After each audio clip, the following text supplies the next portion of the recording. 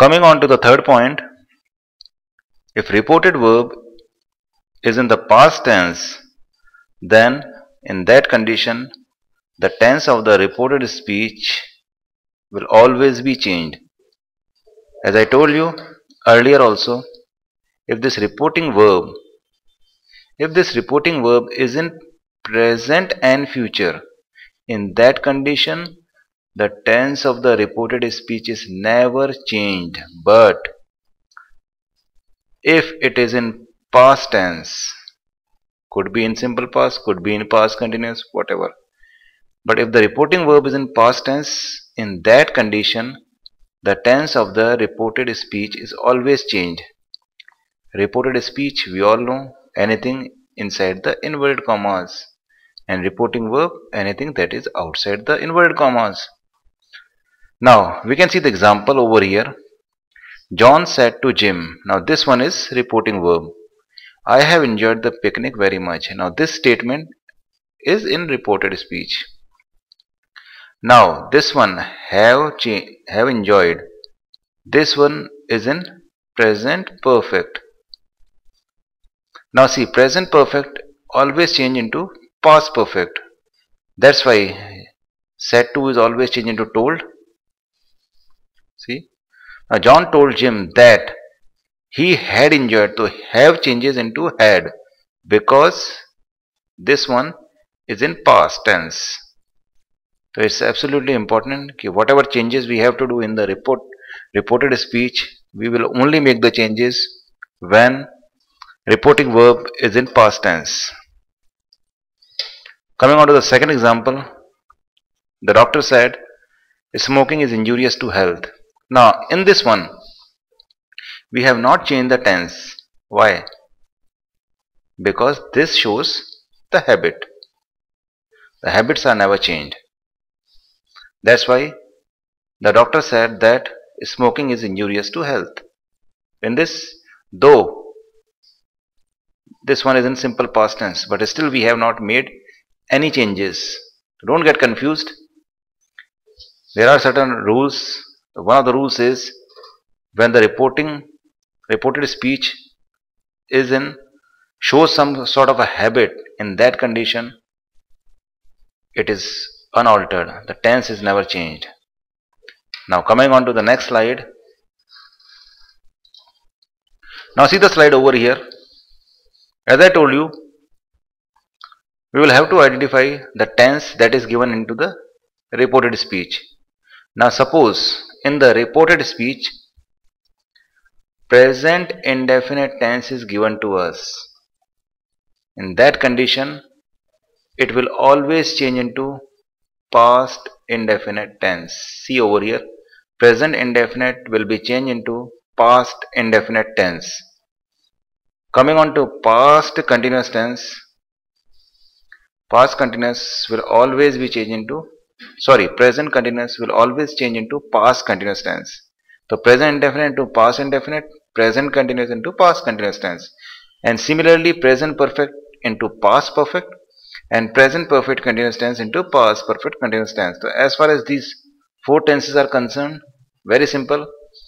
All the presents are changed into all the past. Now coming on to this past indefinite tense, whenever you see any statement in past indefinite tense in reported speech, so generally there is no change, but at times we change it into past perfect.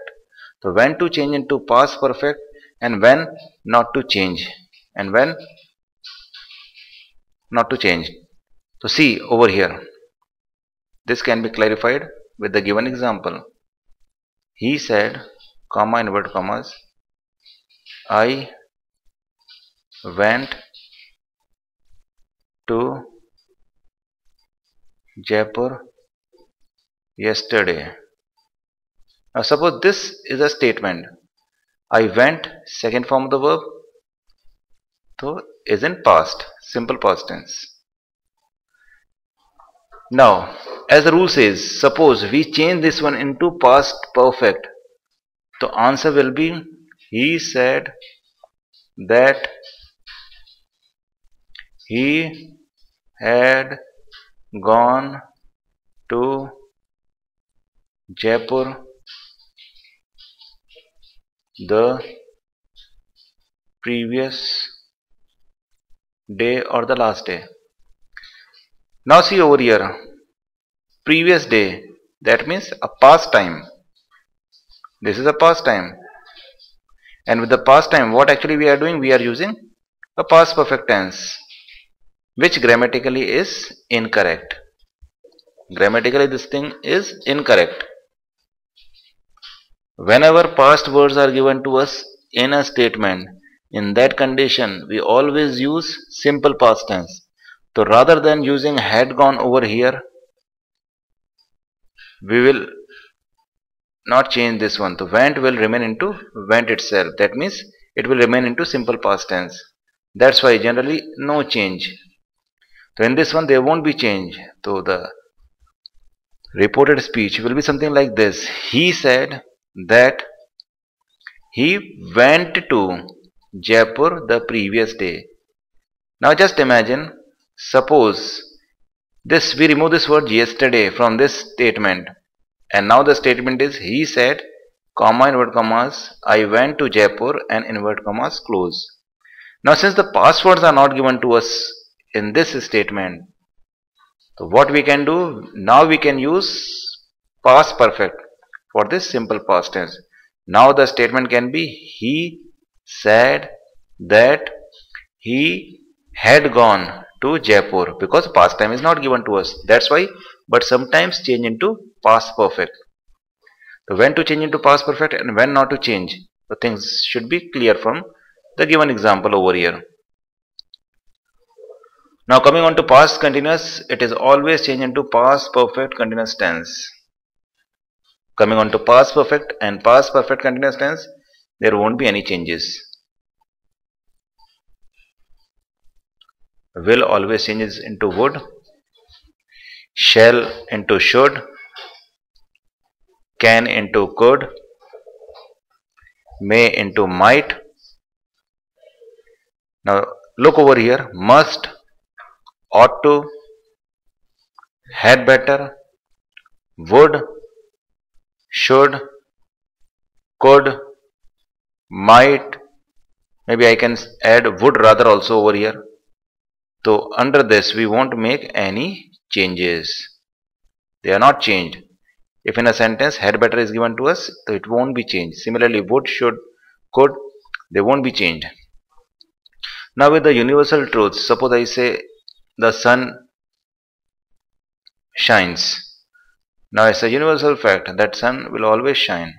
So there won't be any changes. Habitual actions, habits. Dogs bark at night. Now showing the habit that dogs have the habit to bark at night. Again, no changes. Proverbs, the sayings, honesty is the best policy, something like that. So again there won't be any changes. He said, the teacher said, comma and word commas, honesty is the best policy. The statement is a sort of a proverb, is a sort of a saying. Again there won't be any changes. The statement will be, the teacher said that honesty is the best policy. Coming on to historical facts, again no change. And then imperative sentences, again no changes. Suppose I say, my father said, comma not commas, please bring me a glass of water.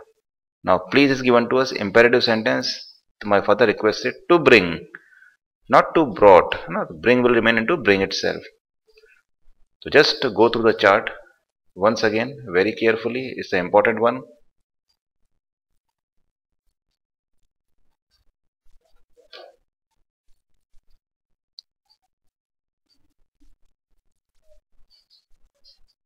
Mark the difference as far as past tense is concerned. Then look at will, shall, can and may. And equally important is this one, when we have not to make any changes. All these. Now look over here. So far we have discussed two rules. The rules of the connectors and the rule of the tenses. Both are important. Now equally important is this third rule, that is how to change persons. In the reported speech you will be given first person, second person, or maybe third person. So how to make changes in those persons? Now before we start, just look at the chart over here. Equally important chart. Now as far as pronouns are concerned, maybe we can have a subjective case followed by the objective case. Now see, I, objective case is me. We, objective case is us. You is not changed, remains into you itself. They changes into them. He into him, she into her, and it is also not changed. Now as far as I is concerned, it takes possessives as my and mine.